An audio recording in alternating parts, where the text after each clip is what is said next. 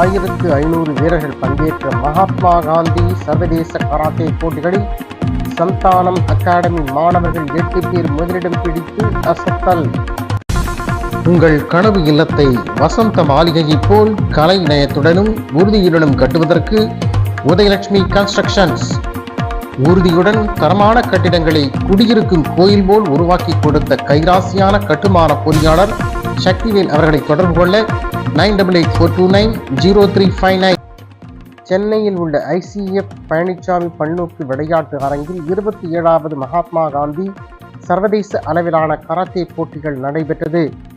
இந்த போட்டிகளில் திருவண்ணாமலை மாவட்டத்தில் உள்ள சந்தானம் தற்காப்பு கலை அகாடமி மாணவர்கள் 20 பேர் கலந்து கொண்டனர்.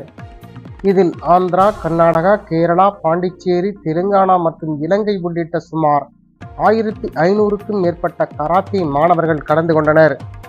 சர்வதேச கராத்தே போட்டிகளில் வெற்றி பெற்ற சந்தானம் அகாடமி மாணவர்களில் 8 வீரர்கள் முதல் பரிசுடன் கோப்பை மற்றும் சான்றிதழ் பெற்று திருவண்ணாமலை மாவட்டத்திற்கு பெருமை சேர்த்தனர்.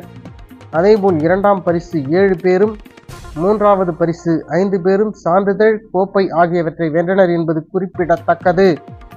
இந்நிகழ்ச்சிக்கு சிறப்பு விருந்தினராக பிரபல ஸ்டண்ட் நடிகர் ஜாக்குவார் தங்கம் அவர்கள் கலந்து கொண்டு வெற்றி பெற்ற கராத்தே மாணவர்களுக்கு கோப்பை மற்றும் சான்றிதழ்களை வழங்கினார்.